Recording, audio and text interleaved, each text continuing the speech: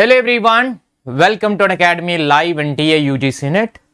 If anybody is there in the class, kindly respond and say that audio and video is clear or not. Good evening. So guys, as part of the YouTube series, we are having a sessions in this YouTube channel every Tuesday, Wednesday and Friday at 9 p.m. Out of that, every Friday we are having a commerce super revision, best of all 10 units, random topics will be picked up and we were discussing those topics.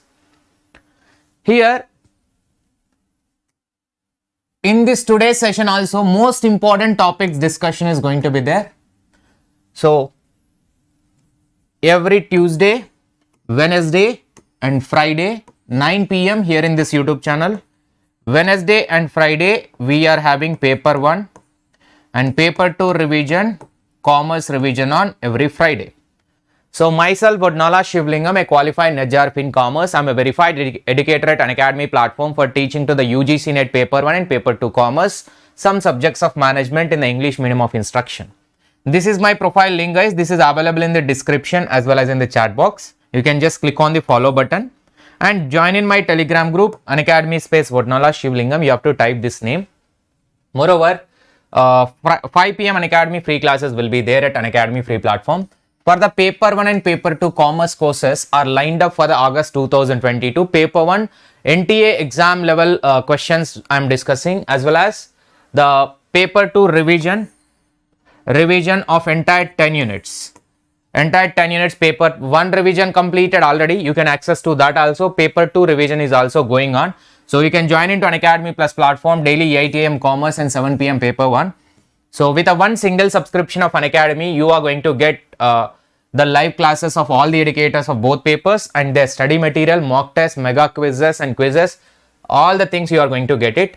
So you can take the Unacademy Plus subscription for a 1 month. If you use my referral code SHIVALIVE, SHIVALIVE, if you use this code, you will get 10% off on the subscription. And this is the 1 month original price, but upon this 10% will be deducted if you use this code. 5,510 rupees will be deducted. Remaining you can pay for a 1 month. Unlimited access will be there. Right? Good evening. Hello. Commerce only 31 members. Very less by bad. So the topics today, topic number 1 is that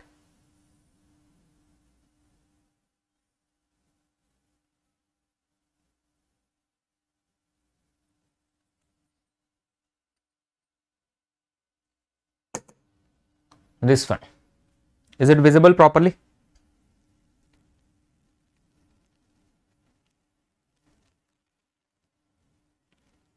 Good evening. Hello.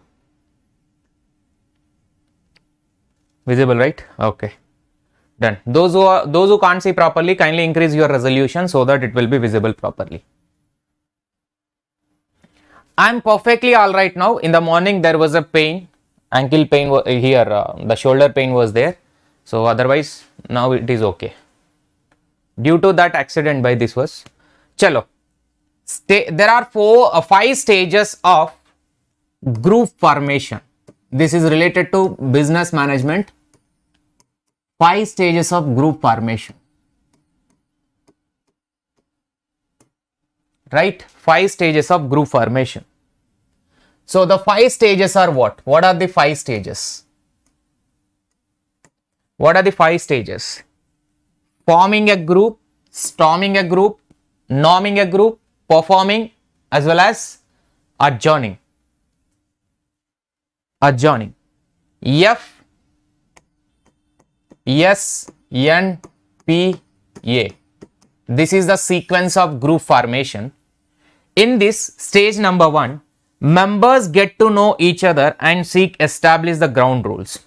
They will introduce themselves and they will interact with each other. They'll get to know about themselves and they'll create a certain standard rules to be followed while be in the group. Right? That is the number 1. After that, storming. Members come to resist a control by the group leaders and show the hospitality. Here one leader will be there. Here they themselves will create the rules unanimously by the group, only unanimous rules will be made by them. After that, here they will elect one person as a group leader to have the control over all the group members and show the hospitality. Next, the third one is that norming. Here members are going to work together. They will work together.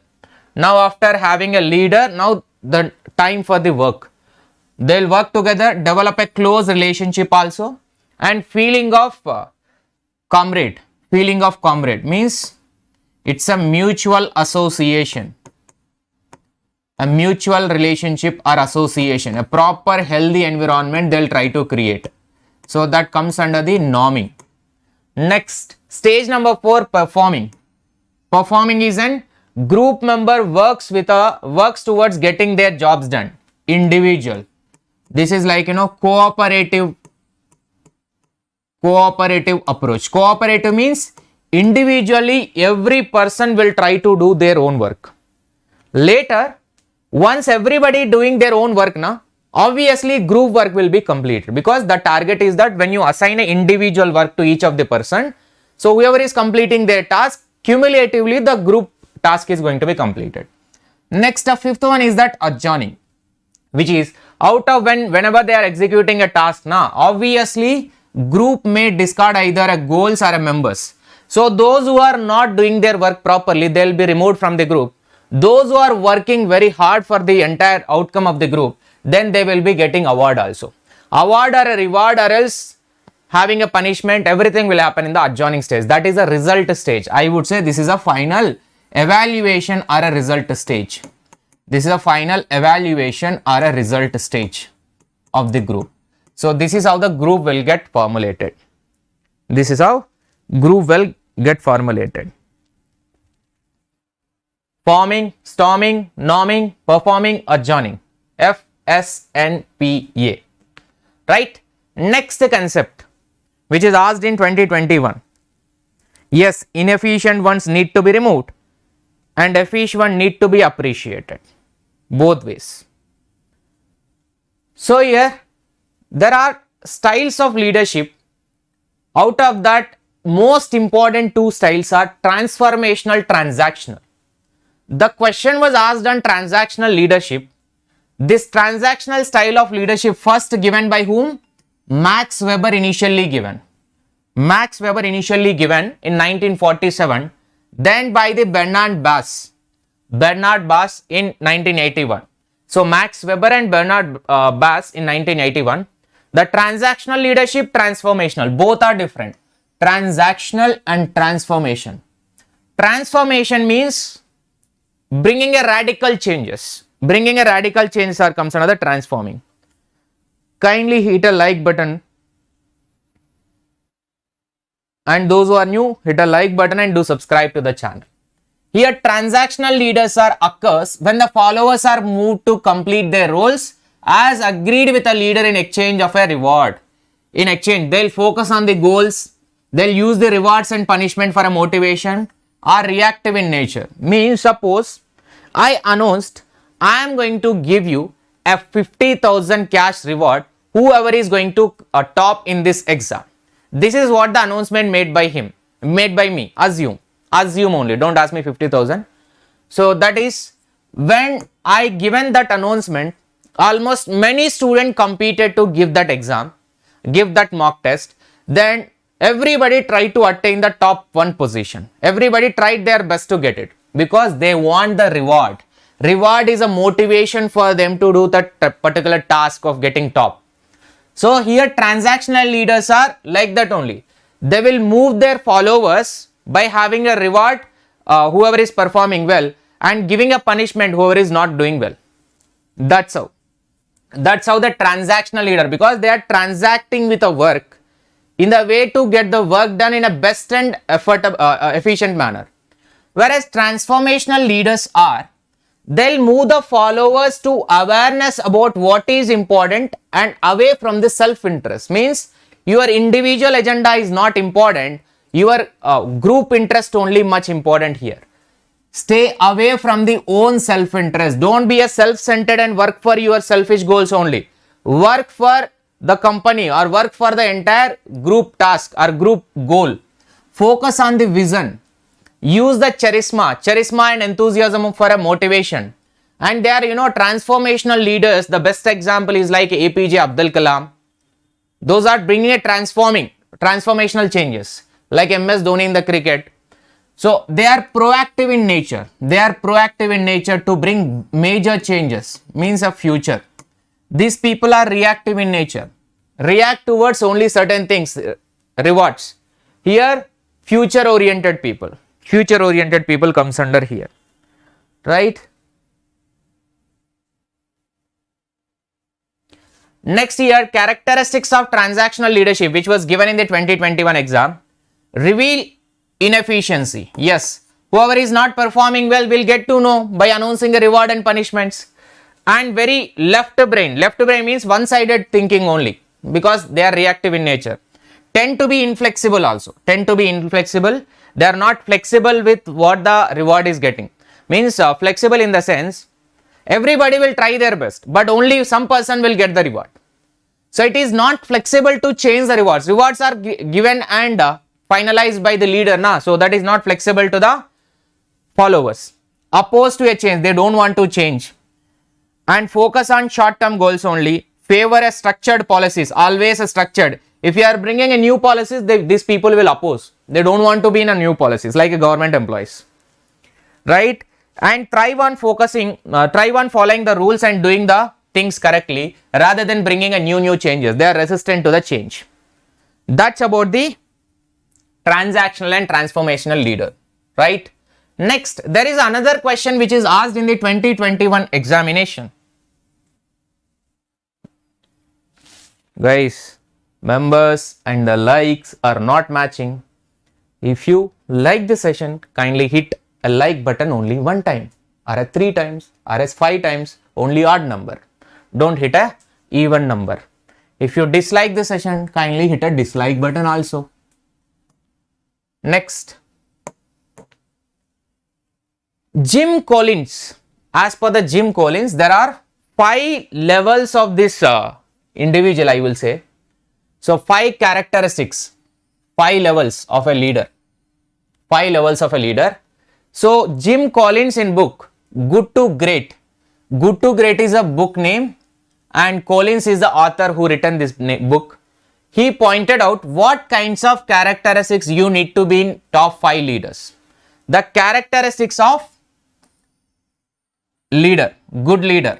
5 characteristics or 5 levels of characteristics of a good leader. A leader is a paroxysmal blend of personal humility and professional will. This is what the important point which is told by him. Leader is not the one who is looking for a personal only. He must have the personal as well as professional. Both capabilities must be there. Both capabilities must be there. And here you can see how many levels are there. Highly capable individual, contributing team member, competent manager, effective leader, and level 5 is executive leader. First type of leader are makes a productive contribution through talent, knowledge and skills and good work habits. So they are capable as an individual. You are capable to do this task, whatever the task assigned to that one. So you are, based on your capability, you can handle the person as a leader, whoever is going to have the same capability or who is under the same zone of work. So makes a productive contribution. He will try to give his most knowledge and talent to the work as much as capable. Next, contributing to a team member means, this is when you look at the individual as a leader. Individual. Next is that contributing team member contributes to the achievement of a group objectives, work effectively with others in a group. So who wish to work in a group? This second category of a leader who wish to work for the group, collaborative mechanism or a cooperative mechanism will be there. Collaborative, because they work efficiently with a group setting. In a group setting with others, he is going to work. Next is a competent manager. So competent manager is, it organizes the people and resources towards effective and efficient pursuit of predetermined objective. Predetermined means already decided vision and mission will be there, na? Vision, mission, those things. For those only, this person as a leader, he will be try to attain that vision and mission and objective and goals of the organization. Right? Organize the people, they'll arrange the people, they'll arrange the resources effectively, efficiently. They'll make the people to work for that particular goal which the company already decided. That is competent manager. This is what the 2020 same statement copy and pasted in the exam as it is without even changing also. Next, but you know, they asked about a competent manager in the question. The options were 4 options are there. So there will get a confusion. Out of that, level number 3 is a competent manager which we need to choose it. Next is that effective leader is that it catalyzes a commitment to and vigorous pursuit of a clear and compelling vision. Of a clear and compelling vision, it stimulates the group to a high performance standards. High performing standard. So here effective leader is nothing but this type of leader try to take maximum highest from each of the follower to achieve high performance standard. Maximum performance will be taken from the followers and he will also put maximum to the best for fulfilling the commitment that is assigned to him. This is what effective leader. He will try everything to a maximum extent. Compelling, vision, stimulate. No need to tell any, like others won't tell to him. He himself will take initiation to do anything. Level number 5 is a executive, which is the highest level. They build a enduring greatness through paradoxical combination and personal humility and professional will. Both. Here this is the highest level where the personal humility and the professional skill both will be clubbed up and ensuring that to achieve all the things which the company made it or which the team is having a goal. Right? That comes under the level number 5 executive. Am I clear by? Highly capable individual contributing to a team and competent manager. First individual, later team, third one competency, effectively as to achieve the objective of organization. Next, effectiveness of the leader. After that, executive level. Executive level is a final one.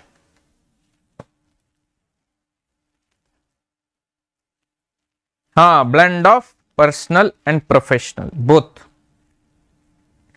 Correct? Chalo. Next concept.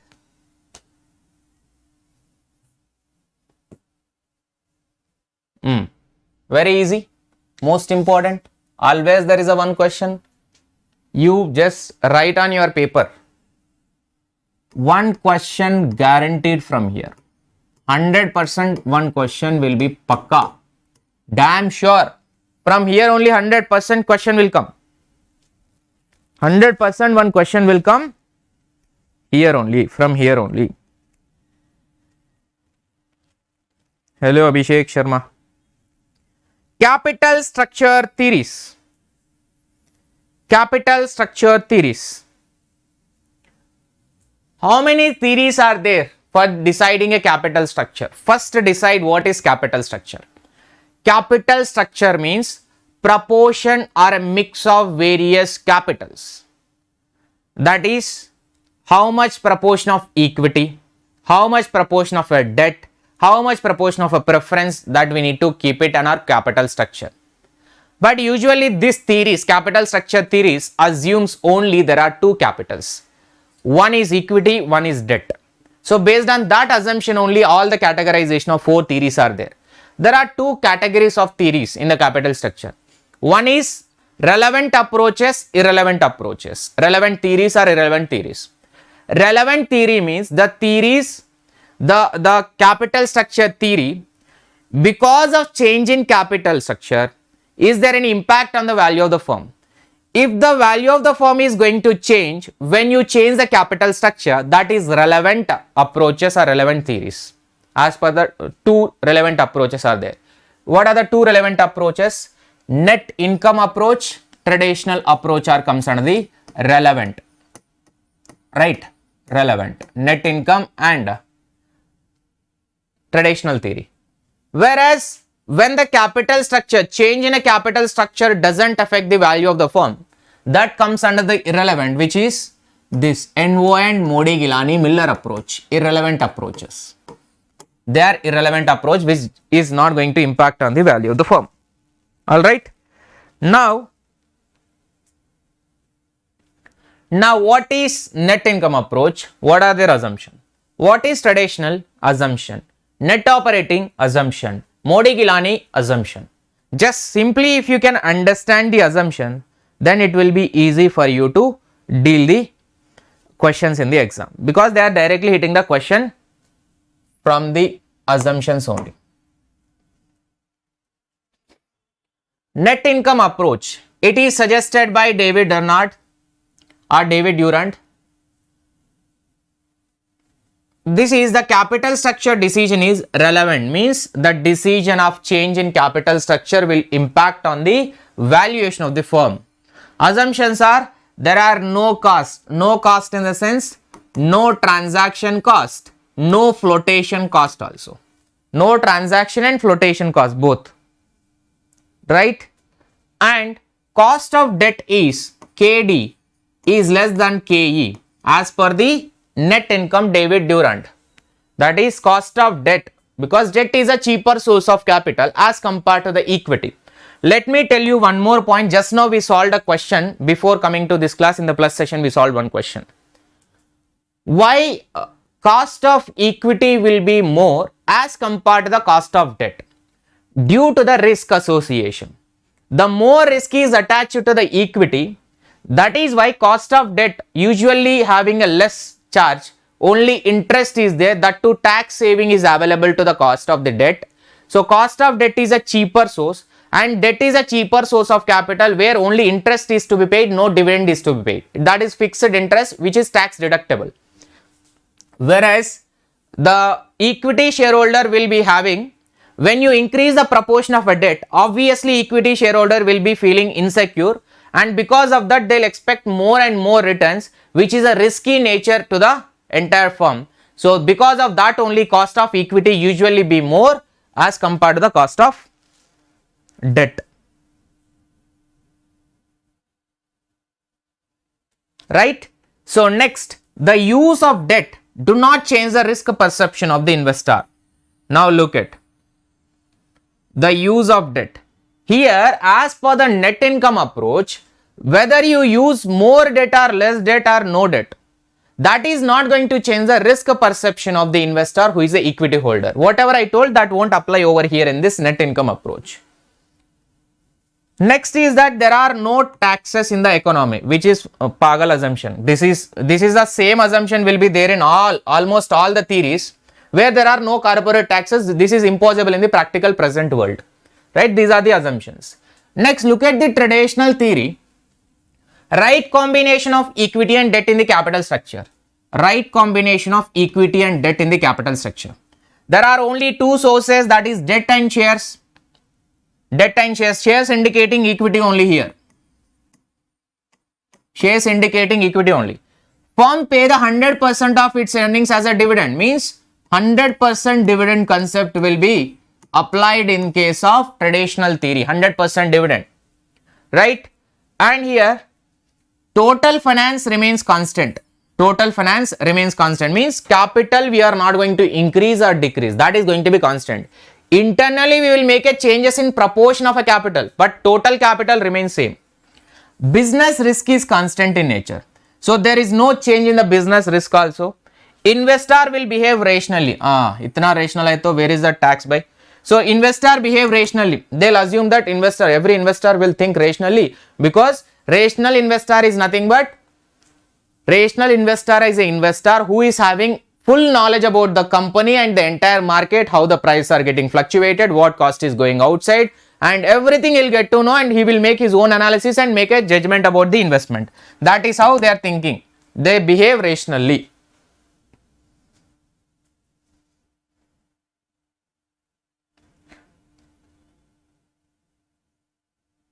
Next, the firm has a perpetual life. The firm has a perpetual life. Perpetual life means firm is a long lasting, it will be a going concern. So these are the assumptions of traditional theory. Next, irrelevant approach number 1, net operating income. According to this approach, change in a capital structure will not change the value of the firm and market price of the shares. Number 1 assumption, the overall cost of capital, that is KO, is going to be constant. KO is going to be constant in nature. KO, overall cost of capital, KO is constant. There are no corporate taxes, obvious assumption. And the market capitalization of value of the firm as a whole. Market capitalize the value of the firm as a whole, because market capitalization, the value of the firm as a whole means due to change in this capital structure, the market price of the company is not going to change, and even if any change which is happening in the market value, that will not happen due to this. That maybe other factors are involved over here, right? Next, the final one is that Modi-Gilani-Miller approach is an average cost of capital that does not change with a change in the debt weighted equity. So whether you increase the debt and equity proportion, increasing or decreasing, then obviously that will not bring a change in value of the firm, because this is an irrelevant approach. So there are perfect capital market. This is assumption which is given in the exam, recent exam only, 2021. There are no retained earnings, means same assumption of the traditional 100% dividend. 100% dividend. So the investors are rational, same assumption of the traditional. And dividend payout ratio is 100%. Business consists of the same level of the business risk. Same level of the business risk, obviously. Same level of the business. Almost traditional as well as Modi-Gilani both are having the same assumptions, but this is an irrelevant and this is an relevant approach.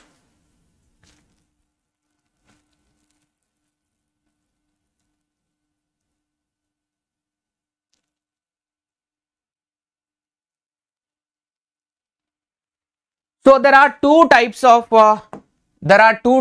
there in the Modi-Gilani-Miller. is of two types. Proposition number 1, number 2. Number 1 is an with tax. Number 2 is an without tax. Sorry, this is without tax. This is with tax. Right? But in the number 2, not only tax, here risk of the market as well as risk is considered over here. They included CAPM analysis to make, which usually consider the risk. So by taking that risk into consideration, he rectified some of the Modi-Gilani-Miller in the second proposition. He rectified some of the demerits of the proposition number 1 changed in the proposition number 2. Now, these both are usually working on the one process called as an arbitrage process. Arbitrage process. So this arbitrage process is nothing but selling or buy at a cheaper market,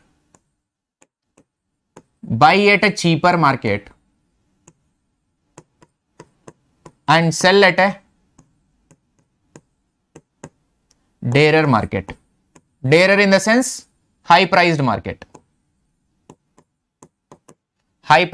That is how it will work. Buy and sell. Somewhere the equilibrium point will be achieved by them. Continuously buying and selling, somewhere equilibrium point will be achieved where the prices of both the firms will become equal.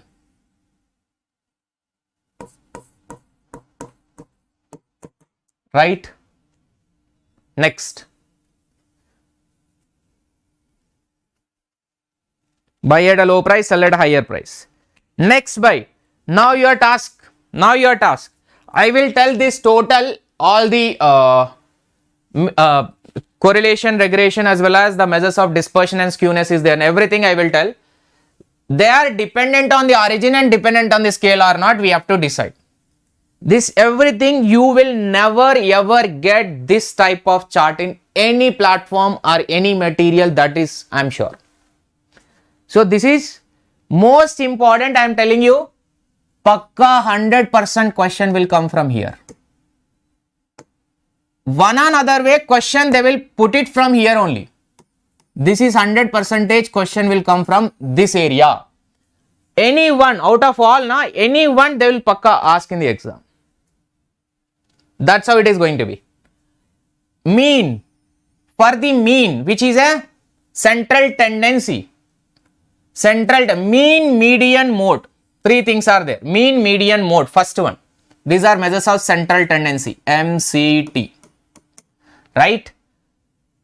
So mean is a positional average. Sorry, mean is a mathematical average, whereas these two are positional averages.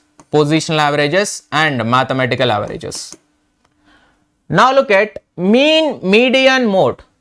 Dependent of origin, but dependent of origin and dependent of scale. Means origin means what?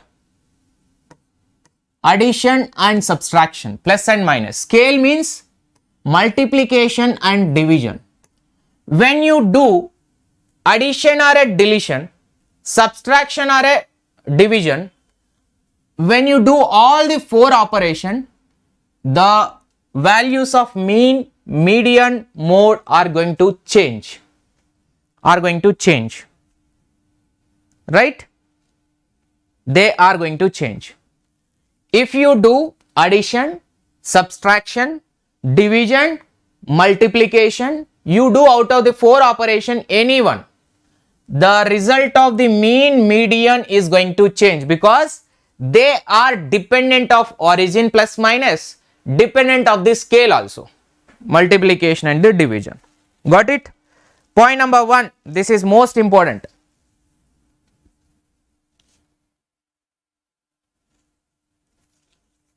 Now, likes are not matching again.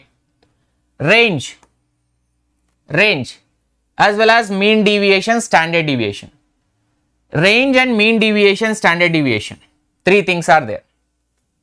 In this, if you do for the values which are given in identification of the range and MD and SD, if you do addition and subtraction, the values are not going to change because they are independent of origin. But when you do multiplication and division, the values are going to change because they are dependent. If you do addition and subtraction of these values on range and mean deviation as well as standard deviation, the values of these three things are going to change if you do addition and subtraction. If you they are not going to change when you do addition and subtraction, but if you do multiplication and division, they are going to change. Change is going to be there.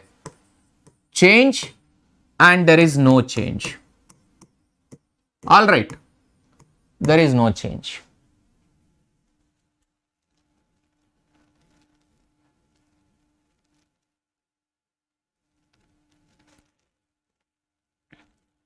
All right. Now please tell me, these are measures of central tendency, right? First three. Now what are these three? Measures of skewness. Measures of skewness. Sorry, why this skewness? This is, wait. Dispersion.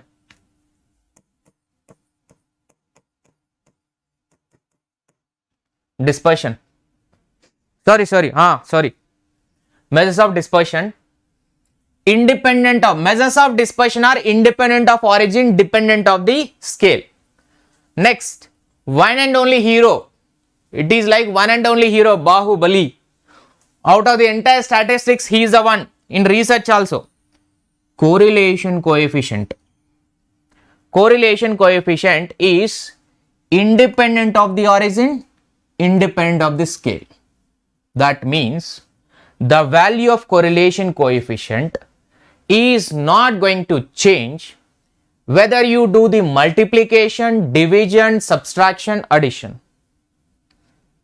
It is independent of the origin, independent of the scale. Both are independent. This is the only unique feature of the correlation. Unique feature it is.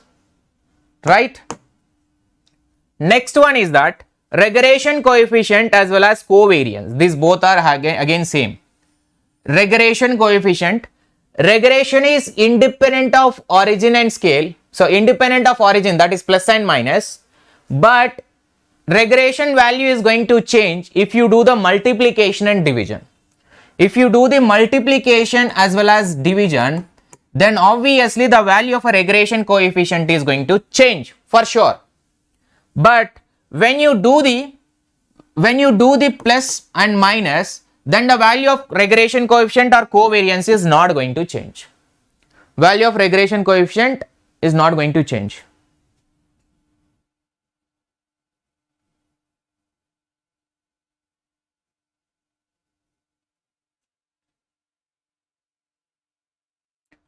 And covariance is independent, dependent. Independent and dependent. Covariance is also like a same regression. The value of the covariance or regression is not going to change when you do the plus and minus, but it is going to impact by the division as well as multiplication. Right? Next by. I hope I am clear with this slide entire. Please respond.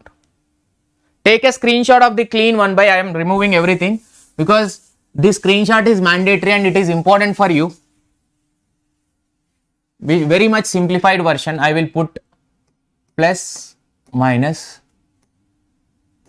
division, multiplication. Now you can take it.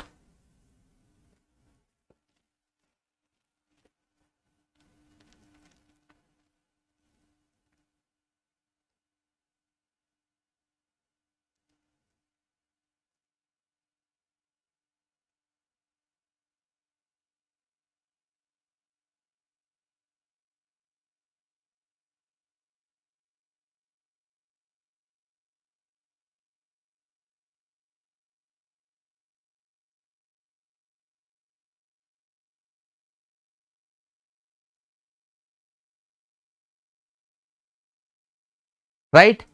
Chalo. Let us move further towards understanding some more. There are three important skewness is there. Three important authors has given three types of skewness. Carl Pearson, the formula got asked in the maths the following by. Carl Pearson coefficient of skewness, Bowley's coefficient of skewness, Kelly's coefficient of skewness. Seedha they asked about formula. Directly they given formula and asked to match with a respective author skewness. Now look at very carefully. One by one we'll go one.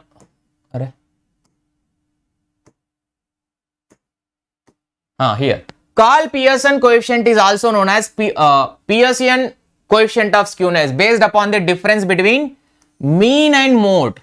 So he given based on what? Difference between the mean and mode. Difference is divided by the standard deviation to give a relative measure. So Carl Pearson coefficient of skewness is a relative measure. Carl Pearson coefficient of skewness varies between the -3 to +3. How much by?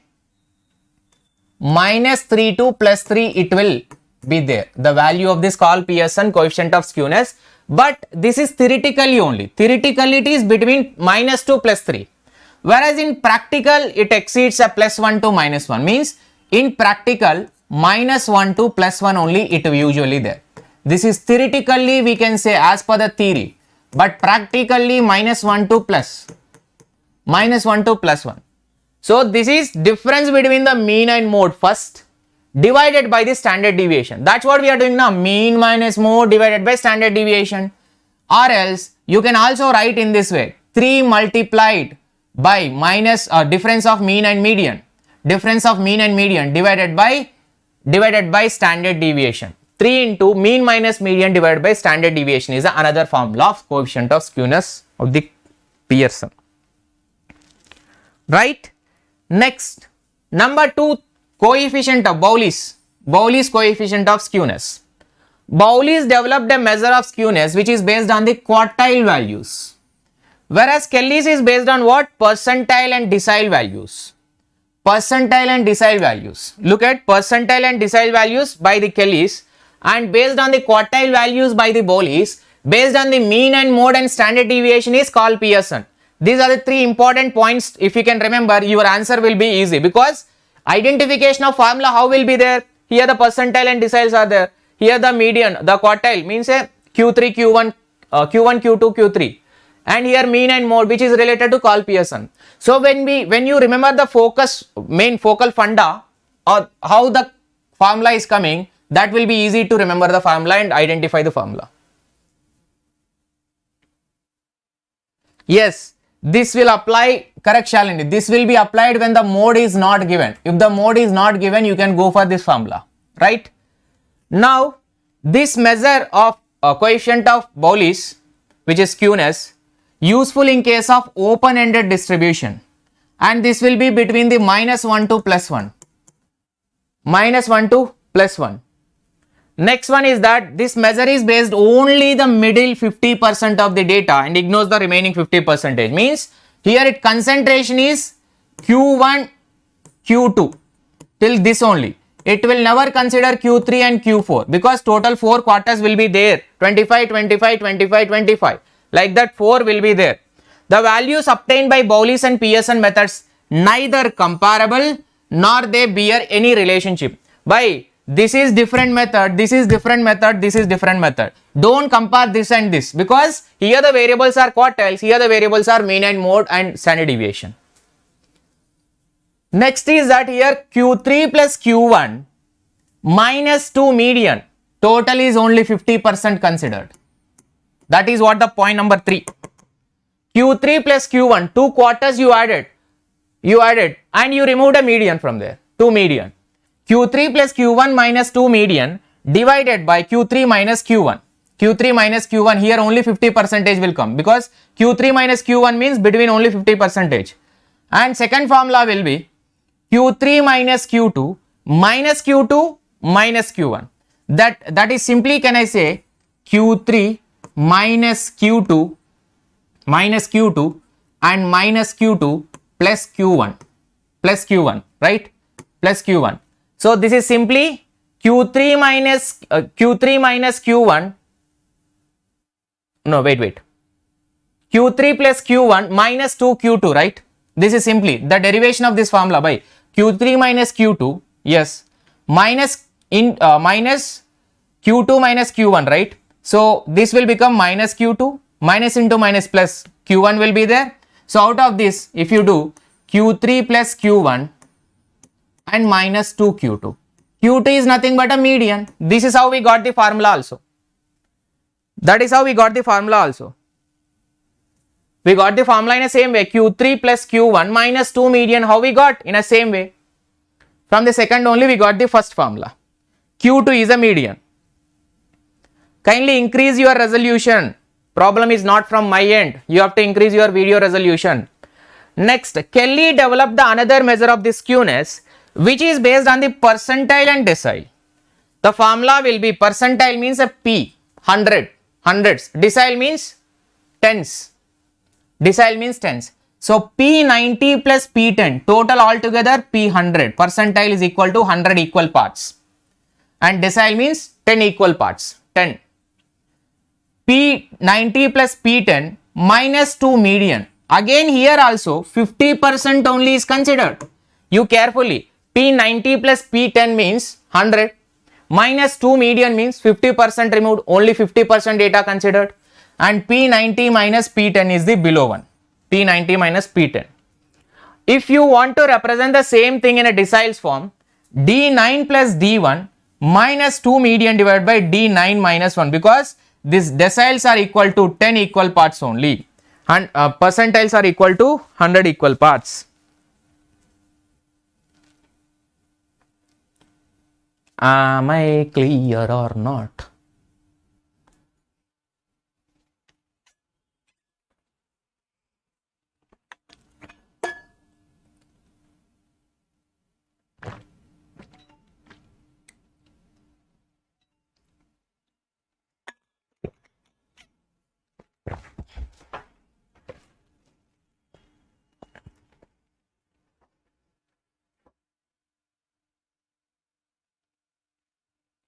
Right? So please take screenshot of this also.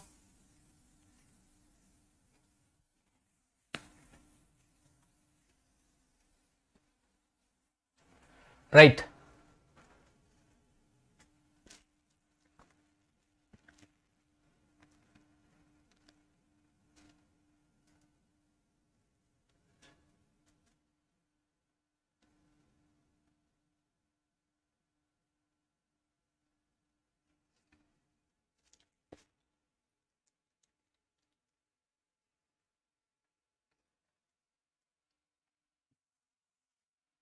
Next, probable error. This is actually 2021 they asked, 2020 also they asked. 2 years continuously the question was there, even before the 2019 also questions were there. Probable error, they will not ask you to do anything. Simply they will give the formula. They will ask you to identify which of the formula is correct. That is a 2021 question. Second 2020 question was asking us to calculate the standard, the n value, that is size.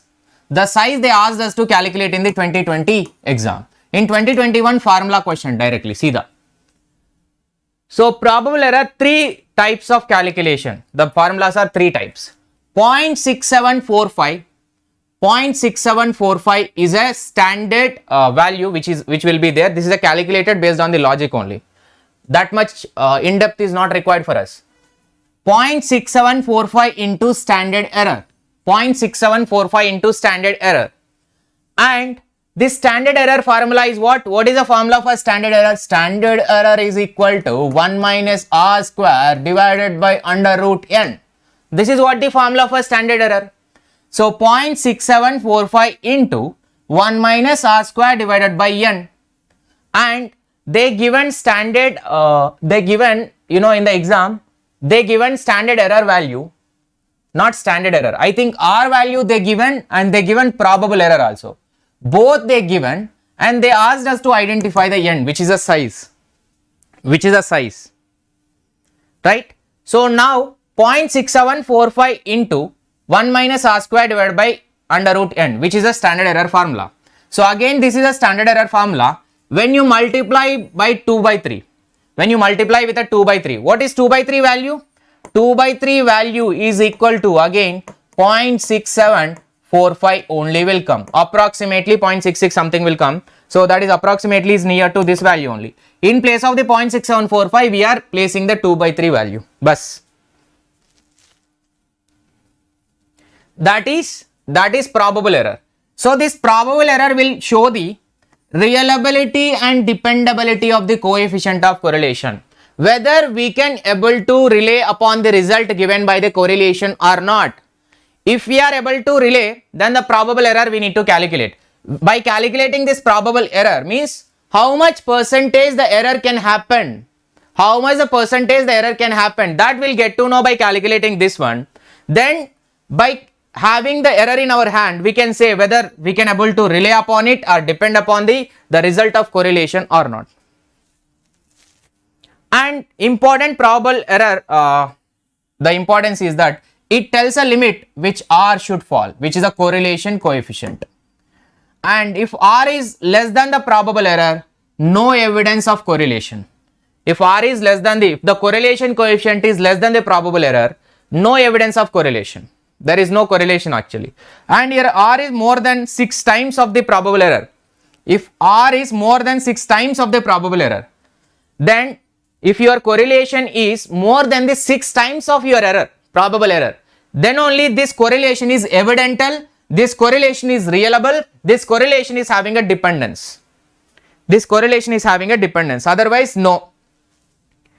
And R should be 6 times to be significant.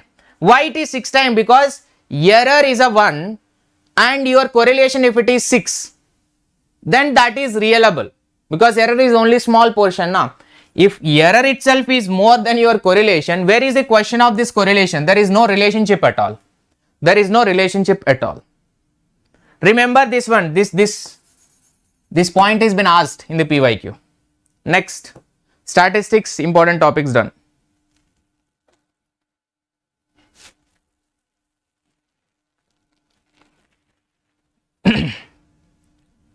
For this session, Next one is that I am entering into management. I am entering into management. Let us see. So there are three types of theories of management theories. Three types of management theories are there. Classical theories, neoclassical theories, as well as the modern management theories. First, let me tell you what classical theories main funda, neoclassical theories main thing. Olden days, when the classical theories period 1880 and 1930, those were the period or those were the times where labors were treated as an missions. There is no importance given to the feelings and the conditions of the labor. Only work, work, work. Productivity, productivity, productivity. This is the only rule used to be there in the classical theories. They never consider the human factor into consideration in the classical theories. That is the most important one. Right? Labor are treated as an missions in case of classical theories. Whereas in the neoclassical theories, human factor got considered.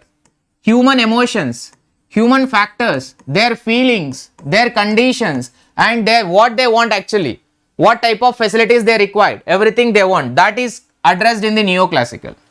Whereas modern management, according to this modern management theories are, it's over and above the human factor consideration, means providing a proper facilities, bonus and incentive, everything comes under modern, which is a recent developments, right?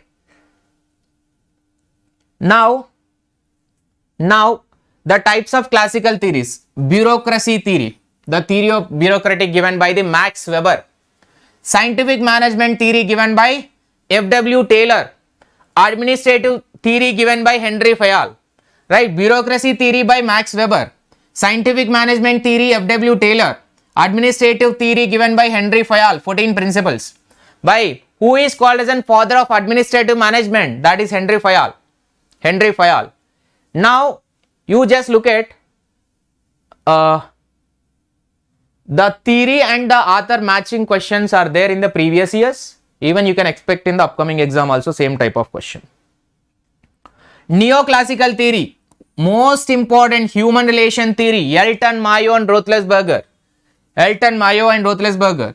Behavioral theories are given by Abraham Maslow and Douglas McGregor. Behavioral theories are Abraham Maslow and Douglas McGregor. These are actually a motivational theories. These are also comes under the not only management, this is a motivational theories also, Douglas McGregor and Abraham Maslow. Whereas modern management theories are given system approach theory, Cards and Con. System approach theory, Cards and Con, socio-technical approach, quantitative approach, contingency approach. Quantitative approach and contingency approach.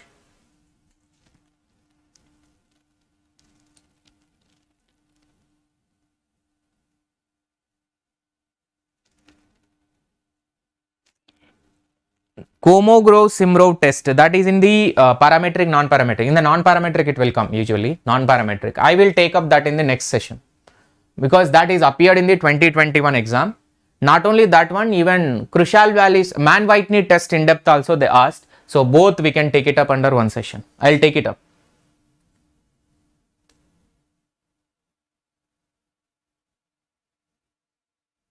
Next, so let us look into the most important aspect of this one, because Henry Fayol 14 principles are important.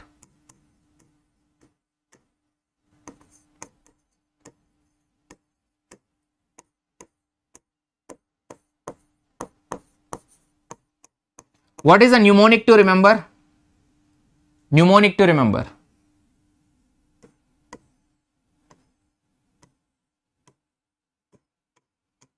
Russia code used. Russia code used. What is this? R. R stands for Russia. R U S S I A. CODE code. used. Now tell one by one. One by one you have to tell. I also have to recall this one. R. This is responsibility. Correct? Or remuneration.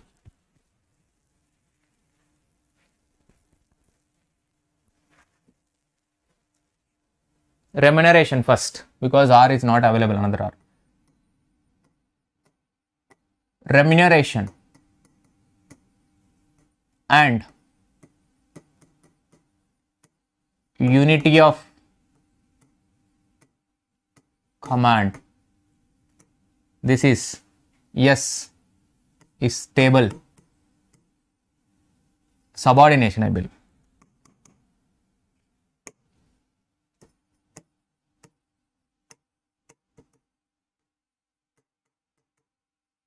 And yes, another S.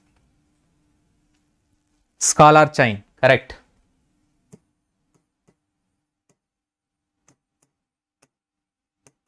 Initiative.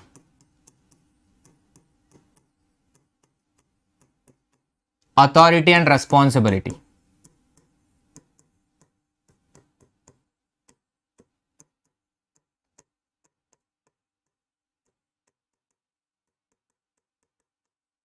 Next, C.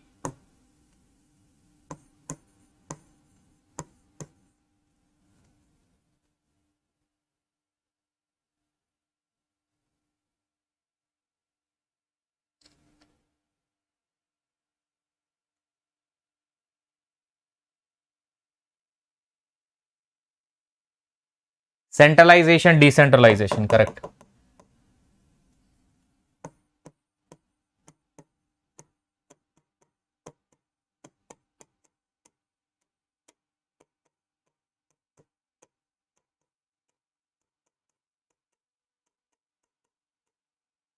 And O, order.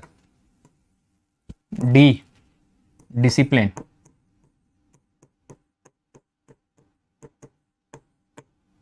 Next, E. Another E.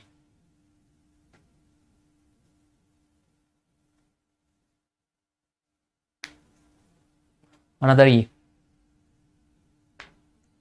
Now, esprit de corps will make it later. Equity.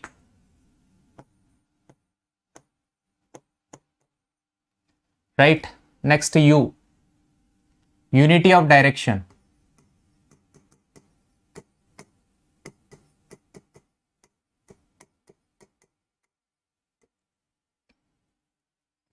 Stability is there. Stability is there, yes. I think stability is there, right? Stability of tenure. Stability is there. Stability of tenure or something.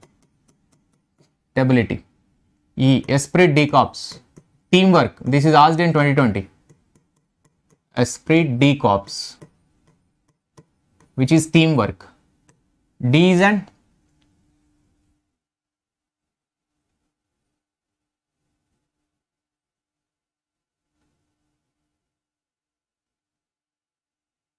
direction.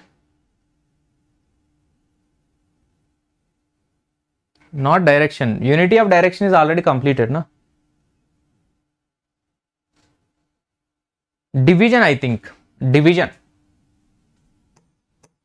Division of work.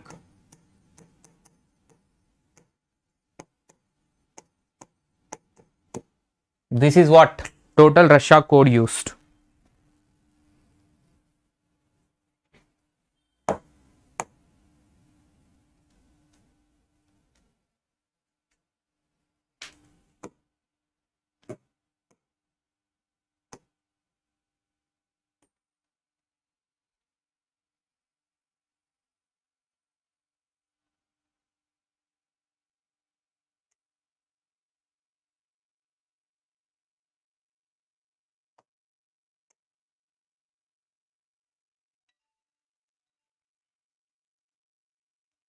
Visible now? You can take a screenshot. That's about today important topic discussion. So I hope you enjoyed the session. If you enjoyed, just spread a word with your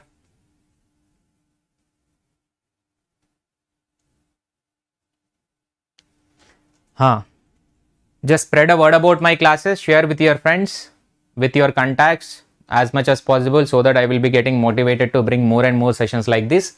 Kindly hit a like button, do subscribe to this channel and follow me in the Unacademy Learning app. Join in my Telegram group also. Thank you so much. We'll be meeting in tomorrow's session again as usual. Bye bye to all. Have a great day.